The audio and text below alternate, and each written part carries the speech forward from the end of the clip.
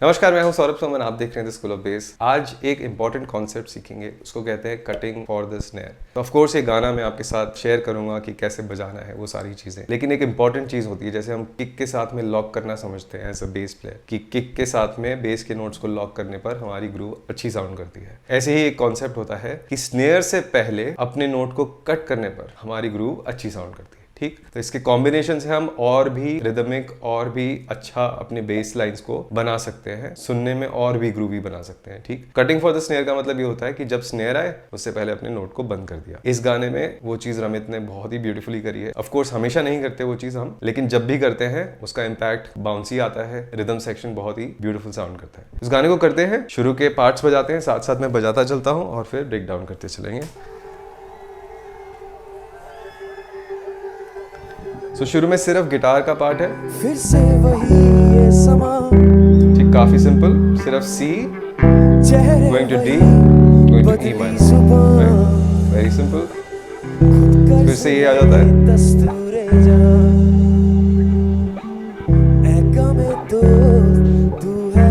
Right and done. ठीक है, इसके बाद मैं सोचता हूँ वाला पार्ट आएगा। तो ये सारी कॉर्ड्स ई माइनर स्केल की डायटोनिक कॉर्ड्स हैं। डायटोनिक कॉर्ड्स को अगर आप समझना चाहते हैं अच्छे से, तो द स्कूल ऑफ बेस का लेवल 1 कोर्स है, उसमें मैंने बहुत ही सारे एग्जाम्पल्स के साथ में और जो प्रैक्टिसेस ज़रूरी हैं कॉर्ड शेप्स को बजाने के लिए, जो गाने ज़रूरी हैं कॉर्ड शेप्स को बजाने के लिए, उनके साथ में सारी चीज़ें बहुत ही डेप्थ में एक्सप्लेन की है। उसका लिंक आपको डिस्क्रिप्शन में मिल जाएगा। कॉर्ड्स के अलावा और भी बहुत सारी चीज़ें हैं उस कोर्स में, आप उस पर क्लिक करके कोर्स में एनरोल कर सकते हैं। अब इसका नेक्स्ट पार्ट देखते हैं, सोचता हूँ वाला। सोचता हूँ क्यों basically D major going to C major, अजनबी है तू फिर दिलनवाज, सिंपल डी मेजर, ना मिला है बस सुकून दिल मिला, राइट। तो यहाँ पे कुछ अलग सा हुआ। सो अलग क्या हुआ है यहाँ पे, सुकून दिल, ये वाला जो पार्ट है बेसिकली सी मेजर चली गई सी माइनर पे, और उसके बाद में सी sus2 जो मैं ऐसे बजा रहा हूँ बेस के ऊपर, और उसके बाद में D7। ये कॉर्ड्स हैं इस सेक्शन की। अब sus2 कॉर्ड क्या होती है? sus2 होती है, उसके नोट्स होते हैं 1, 2 और 5। 1, 2, 5 इंटरवल्स का कॉन्सेप्ट होता है। इंटरवल्स यानी कि स्केल के नोट्स के नंबर्स।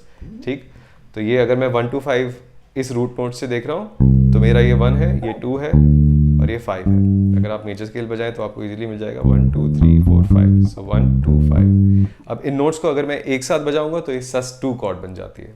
अब एक साथ बजाना यहाँ तो पॉसिबल नहीं है, ये डी नोट है, इनको मैं एक साथ नहीं बजा सकता सी और डी को एक ही स्ट्रिंग के ऊपर, तो मैं यहाँ पे ट्राई कर सकता हूँ कि यहाँ बजाता हूँ। और 5, मैं 5 भी यहाँ नहीं बजा सकता क्योंकि ये दोनों नोट्स एक ही स्ट्रिंग के ऊपर है।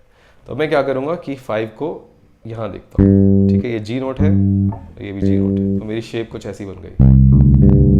अब यहाँ तो बहुत मडी साउंड कर रहे हैं ना, मतलब क्लैरिटी बिल्कुल भी नहीं है। तो अब मैं इस कॉर्ड को वॉइस करूँगा। वॉइस करने का मतलब होता है कॉर्ड को at a very basic level कि ये जो ऑर्डर है इसको हम किसी ऐसे वे में ऑर्गेनाइज कर दें 1, 2, 5 को, कि हम एक तो कन्वीनियंटली बजा पाए और थोड़े इसके जो वॉइसेस हैं या नोट्स हैं थोड़े और स्प्रेड आउट हो जाए, ताकि हमारी कॉर्ड थोड़ी बड़ी साउंड करे, थोड़ी वाइड साउंड करे। ठीक, तो वॉइसिंग का मतलब बेसिकली कॉर्ड के मेन नोट्स को लेके उनको एक नए ऑर्डर में ऑर्गेनाइज करना। तो काफी तरह की स्पेसिफिक वॉइसिंग्स भी होती हैं, शेल वॉइसिंग्स वगैरह, उसमें नहीं जाएंगे हम अभी, लेकिन अभी के लिए voicing simply taking the chord and rearranging the numbers of the chord. ठीक है, तो जैसे 1, 2, 5 है, इसको 1, 5 और 2 ऐसे बजा देता हूँ। ठीक है, 5 तो हम समझते हैं यहाँ पे ऑलरेडी हमारे पास, और 2 यहाँ है। ठीक, ये ऑलरेडी निकाल लिया था हमने, इसका ऑक्टेव यहाँ पे बजा रहे, तो ऐसे बजा दिया। और अगर आप देखें सुकूने दिल, और फिर एक तरह से एक मोशन क्रिएट होती है यहाँ पे कॉर्ड्स की। टॉप वॉइस बोलते हैं इसको, कॉर्ड का टॉप नोट सुकूने दिल, और ये क्या है यहाँ पे sus2 पे और फिर D7 पे। ठीक, इस चीज को वॉइस लीडिंग भी कहा जाता है, वॉइस को लीड करना, right, and then goes to D7। ठीक, अब गिटार पे ऑफ कोर्स अलग तरीके से बजती हैं कॉर्ड्स, और हम गिटार नहीं बजा रहे, बेस बजा रहे हैं, तो मैंने थोड़ा सा बेस के लिए अडेप्ट कर दिया था। अभी तक बेस नहीं आया, नेक्स्ट पार्ट में चलते हैं और सीखते हैं बेस पे क्या बज रहा है।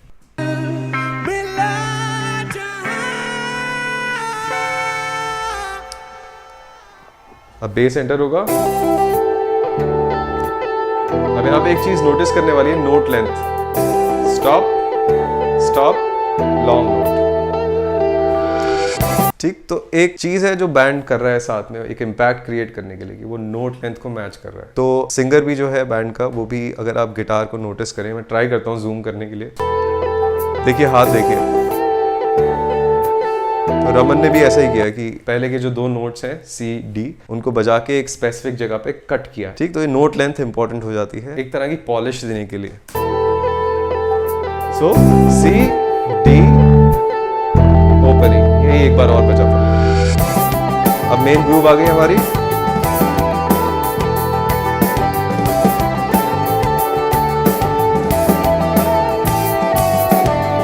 ठीक, और यहाँ पे वो हो रहा है कटिंग फॉर द स्नेयर वाला पार्ट, यानी कि स्नेयर के आने से पहले, साइल के बजाने से पहले अमित अपने नोट को कट कर देता है।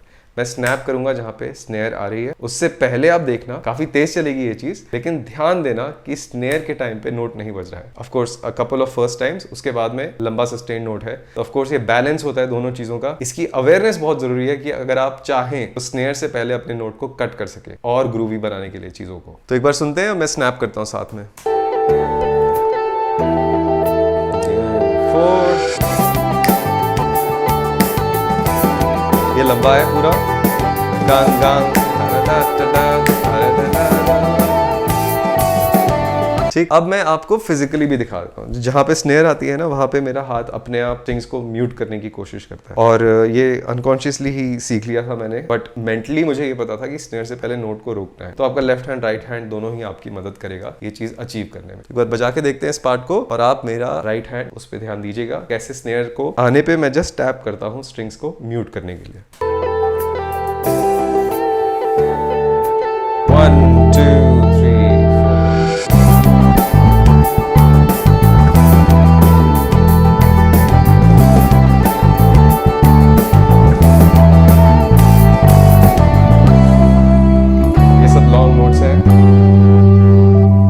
तो चलिए नेक्स्ट सेक्शन सुनते हैं। यहाँ पे भी सिमिलर कॉन्सेप्ट है।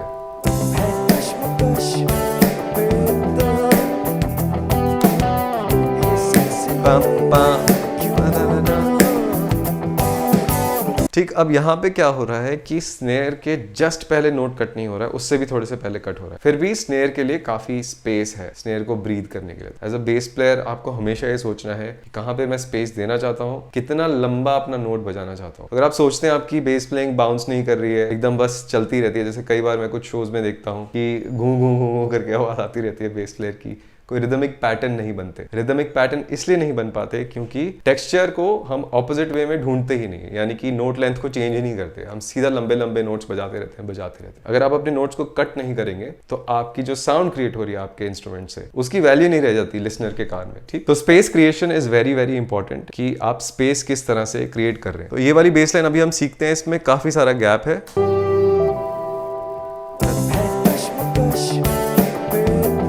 So, ये वाली सुने, तारारो पा पा पारारा पा पा पारारो पा पा पारारा। ठीक, एक बार सुनिए इसको।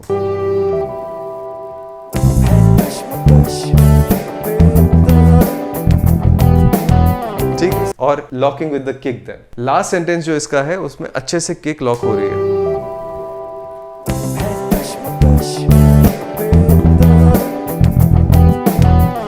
Da da da pa pa, right? One more time.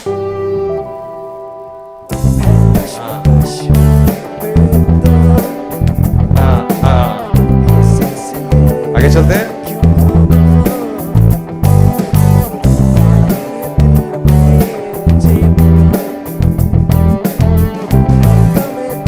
Long notes. तो वो जो सस्टेन आई ना लास्ट में, उसकी वैल्यू थी क्योंकि उसके ऑपोजिट हमने एकदम टाइट नोट्स बजाए थे। अब जैसे ही हम लोग इस सेक्शन में जाएंगे, सोचता हूँ लंबे लंबे नोट्स बजेंगे तो कोई टेक्सचर क्रिएट होता है। अगर हम शुरू में भी लंबे नोट्स बजा रहे हैं, बाद में भी लंबे नोट्स बजा रहे हैं, या पूरे गाने में सिर्फ छोटे नोट्स बजा रहे हैं, तो एक कलर का जो ऑपोजिट सिस्टम है वो क्रिएट ही नहीं हो पाता। एक तरह से सोच लिए व्हाइट के ऊपर आप व्हाइट ही क्रिएट कर रहे हैं, ब्लैक के ऊपर आप ब्लैक ही क्रिएट कर रहे हैं। So that's why these songs written properly and Ramit has written beautifully. I mean hats off to you Ramit, if you are watching this. बहुत ही मजा आ गया ये सारा सॉन्ग वर्कआउट करने में। तो अब रमित की तारीफ के बाद में आगे चलते हैं। लॉन्ग नोट्स, यहाँ पे बहुत कुछ हो रहा है।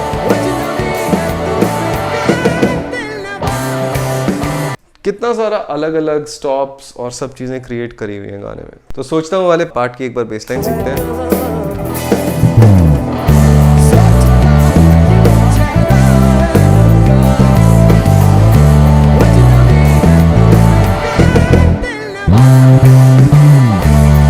ठीक, so now he is creating longer notes ताकि थोड़ा सा वेरिएशन क्रिएट हो।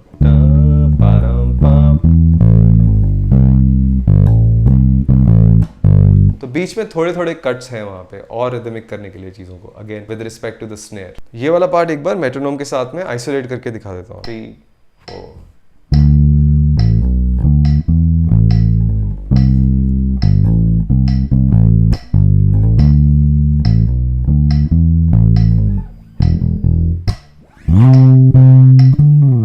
ठीक, तो ये है ये वाला पार्ट। तो चलिए अब आगे चलते हैं नेक्स्ट सेक्शन में।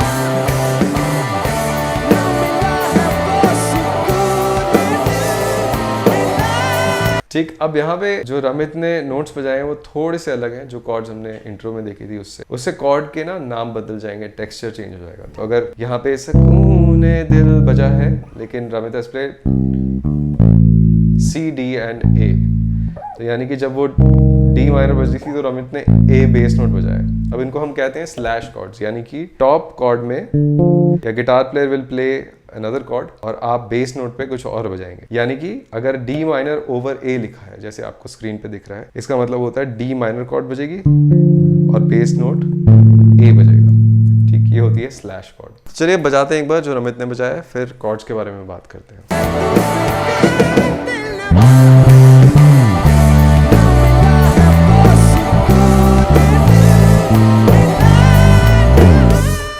Something like that, मतलब स्लाइड कुछ वैसी सी है। सो सुकूने दिल, गोइंग टू दैट पार्ट, यहाँ पे रमित ने बजाया सुकूने दिल, तो C, D and he played A immediately. तो D माइनर के ऊपर बेसिकली ये लाइन बज गई, हमारी फाइनल कॉर्ड जो बनी, जो D माइनर था उसका अब बन गया है D माइनर ओवर A, ये कॉर्ड बन गई है। ठीक है, तो ये कॉर्ड बनने की वजह है क्योंकि बेस नोट चेंज हुआ तो D माइनर कॉर्ड के नीचे अब A नोट बज रहा है। सो कलर थोड़ा सा चेंज हो जाता है कॉर्ड का, which is beautiful in its own way. अब लास्ट कॉर्ड देख लेते हैं एक बार हमारी। That sounds like a G. सुकूने दिल plays a octave and then ends on a G. चलिए नेक्स्ट सेक्शन पे चलते हैं। 2 3 4।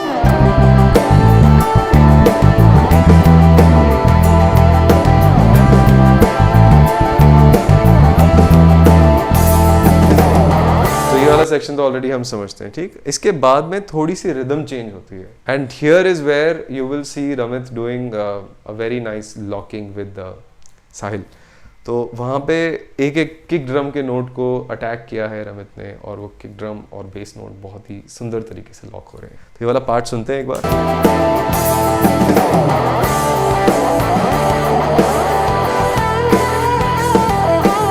डा डा डा डा डा, एक एक नोट लॉक हो रहा है। एक बार फिर से सुनिए।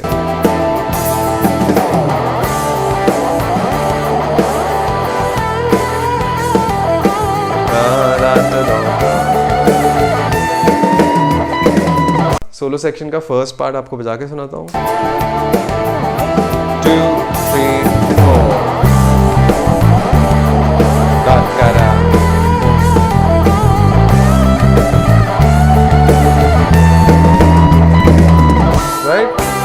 इसके बाद देखते हैं क्या हो रहा है। इसके बाद भी ऑलमोस्ट सेम है, बस एक लाइन आती है ये वाली गिटार लाइन।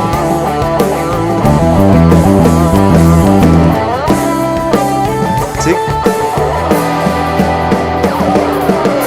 सो वो सारा बिल्कुल सेम है। I just play the line for you, और वो लाइन बेसिकली ये ई माइनर पेंटाटोनिक है, उसी में इन्होंने लाइन बनाई है। तो जब वो गिटार इस तरह से बजा रहा है कॉर्ड्स को, C D going to E, right. So जब वो E पे रुकते हैं, क्योंकि क्योंकि ई माइनर कॉर्ड है, माइनर कॉर्ड के ऊपर आप माइनर पेंटाटोनिक के नोट्स का इस्तेमाल कर सकते हैं। उस सेक्शन पे उन्होंने एक यूनिसन लाइन बजाई, यानी कि they playing together, right, unison. So तो माइनर पेंटाटोनिक को बजाने का एक ये तरीका भी होता है, राइट। सो वैसे ही मैंने इस शेप को ले लिया ताकि मुझे बजाने में आसानी हो, कंपेयर टू अगर मैं ऐसे बजाता, क्योंकि ये नोट यहाँ पे भी है, तो मैंने ये वाला चूज किया, right. It becomes very easy to do that. तो यूनिसन लाइन वाला सेक्शन एक बार बजा के सुना देता हूँ आपको।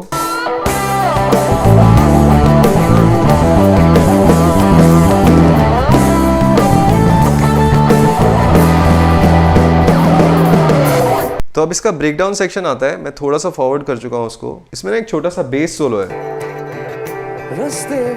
अभी स्टार्ट होगा, ध्यान से सुनना। आई आवाज तारा, ऐसे आएगा, अभी सुनना ध्यान से। रास्ते वही और हम रवा, खुद कर्ज है ये दस्तूरे जहां।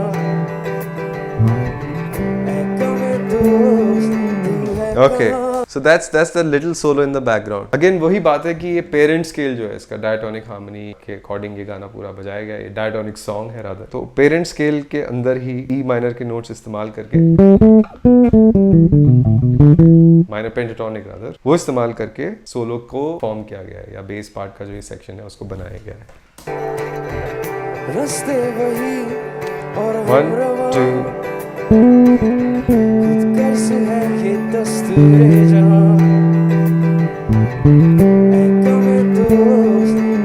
That's it. So the next section we already know that.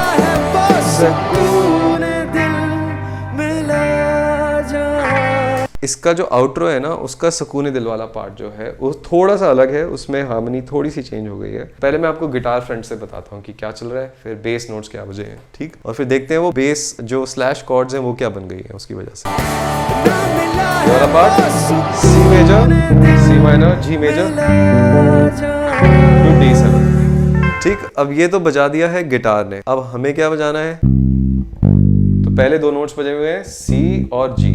पहली कॉर्ड तो हमारी सुकूने, फिर जा रहा है सी माइनर पे, लेकिन बेस ने बजाया जी, तो यानी कि एक बार और बन गई एक स्लैश कॉर्ड, तो सी माइनर ओवर जी, ये कॉर्ड बन गई। और फिर मिला पे जी मेजर बज रहा है और बेस पे बज रहा है डी, और लास्ट कॉर्ड जो बजी है वो है D7 और बेस पे बज रहा है A, ठीक। तो D7 ओवर A कुछ ऐसा साउंड करेगा, D7, ये लास्ट कॉर्ड बन जाती है। That's pretty much the song. Thank you so much for watching this video. मैं जल्द मिलता हूँ आपसे। सब्सक्राइब करें, बेल आइकन पे क्लिक करें, अपने दोस्तों के साथ चैनल शेयर करें। Thank you very much again. Bye bye.